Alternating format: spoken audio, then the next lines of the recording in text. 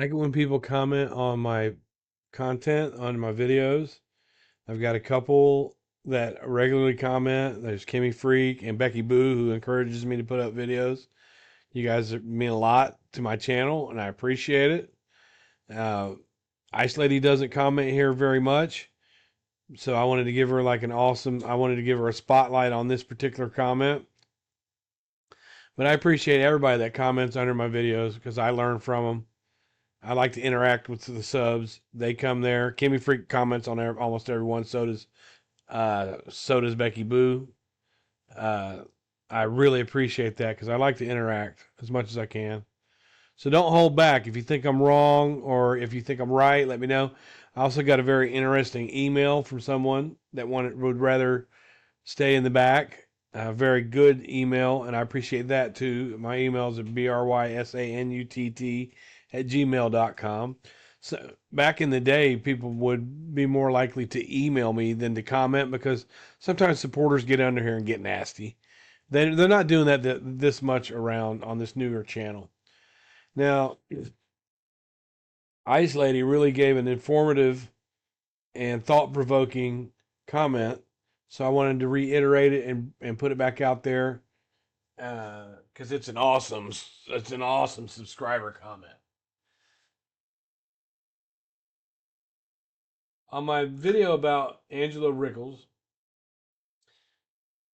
uh, Darlie Routier case, Angela Rickels fraud charges, jail sentence, and dangerous drug addiction. Angela Rickels she lived at 8901 Miami, and about 5 days after the murders, she reported that two men came to her door and they were trying to get in the door, and she turned on a light and they went away. And then about 15 minutes later, they came back on this happened the same night. So she says this happened the same night as the Routier murders.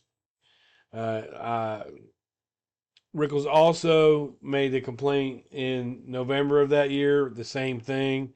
And then there was another one after that. So there were 3 different times that she reported that men were trying to get in her home. I believe I called her a liar in this video. I said, I think she's lying.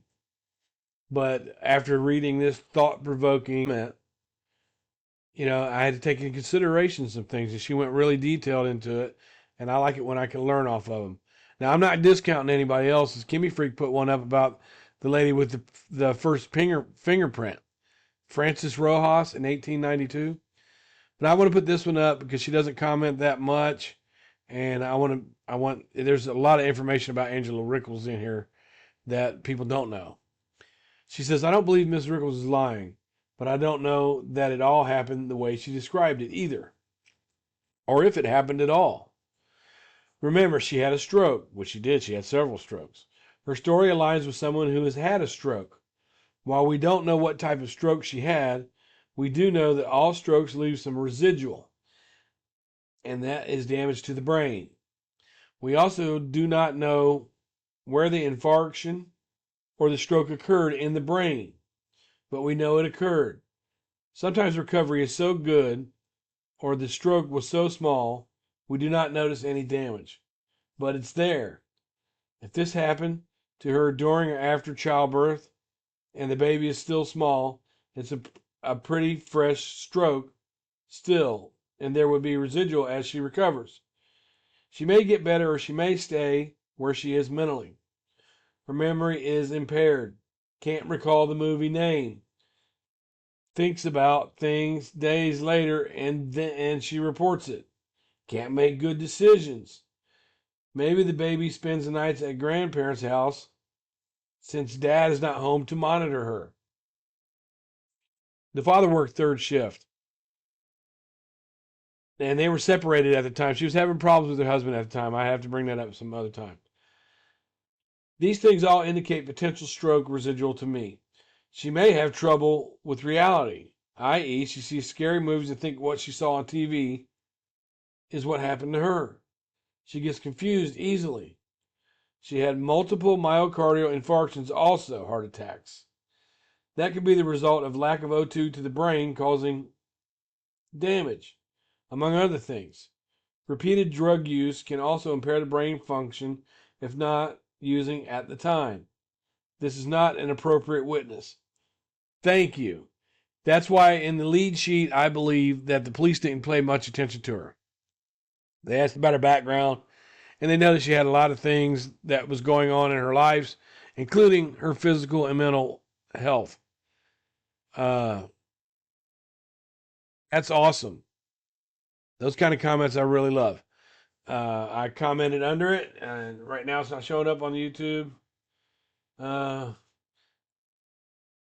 Awesome response. I think that Toby Shook, when he had her on cross examination, brought out the point that she was watching a scary movie because it is logical for our brains to play tricks on us while we are watching one.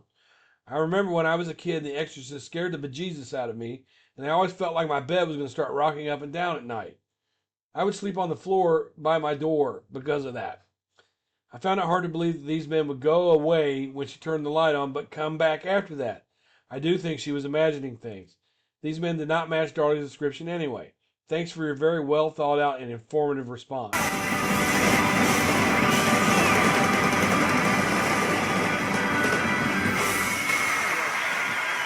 you. Thank you. Thank you very much.